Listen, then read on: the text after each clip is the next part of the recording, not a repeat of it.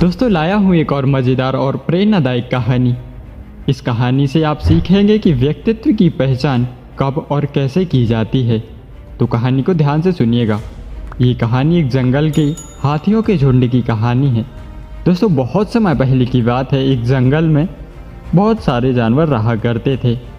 उस जंगल में उन्हीं जानवरों के साथ एक हाथियों का समूह भी रहा करता था।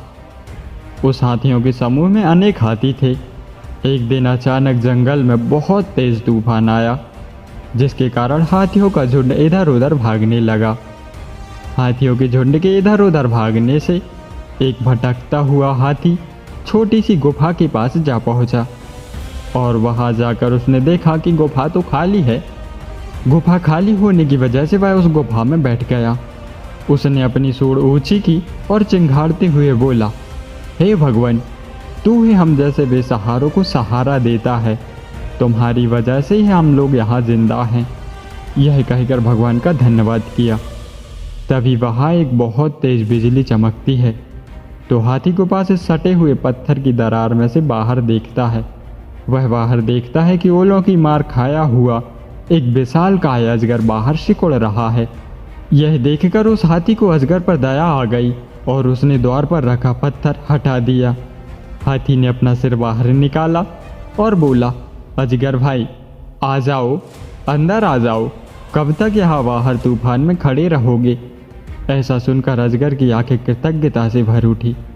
अजगर ने जैसे ही गुफा के अंदर सिर डाला तो अजगर बोला, अरे भाई, यहाँ तो सिर्फ तुम ही आराम से बैठ सकते हो। तभी हाथी बोलता है कि यहाँ हमेशा के लिए थोड़ी रहना है, थोड़ा खिस पिस कर यहाँ बैठ जाओ। अजगर कम से कम जगह में वहाँ पर बैठ गया। कुछ देर बाद हाथी को एक आवाज़ सुनाई देती है और हाथी बाहर देखता है। बाहर एक बहुत ही मोटा भालू था। वह भी तूफान और ओलों के कारण अधमरासा हो गया था। हाथी ने भालू को तूफान और ओलों से बचाने के लिए अंदर बुला लिया, लेकिन अंदर बैठने के लिए बिल्कुल भी जगह नहीं थी। यह देखकर अजगर बाहर जाने लगा और भालू भी लौटने लगा। इतने में हाथी ने उन दोनों को रोका और भालू से बोला कि तुम मेरी पीठ पर बैठ जाओ। और हाथी ने भालू को पीठ पर बैठा लिया। लगभग पूरे एक दिन और रात तूफान चलता रहा। तूफान थमने पर हाथी, अजगर और भालू बाहर निकले। बाहर निकलते ही उन्होंने देखा कि हजारों जानवर मरे पड़े हैं।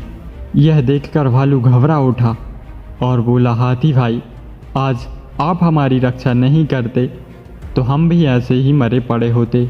हाथी ने उत्तर दिया, रक्षा करने वाला तो भगवान होता है। मैं तो बस यह मानता हूँ कि जैसे सुख दुख हमें होता है, वैसे ही दूसरों को भी सुख दुख होता है। इसलिए अपने साथ साथ दूसरों का भी ध्यान रखें। यह कहकर हाथी, भालू और अजगर तीनों अपने अपने रास्ते पर निकल जाते हैं। दोस्तों, जो कुछ भी हम कहते हैं उससे हमारी पहचान नहीं होती, बल्कि हम जो आचरण करते हैं, जैसा हम कर्म करते हैं, व्यवहार करते हैं, उससे हमारी पहचान होती है, उससे ही हमारी परख होती है। व्यवहार ही ऐसा आईना है जिसमें किसी का भी वास्तविक रूप बड़ी ही आसानी से देखा जा सकता है। तो दोस्तों, आप लोगों को ये कहानी कैसी लगी और आपने इस कहानी से क्या सीखा, कमेंट बॉक्स में ज़रूर लिखना। धन्यवाद।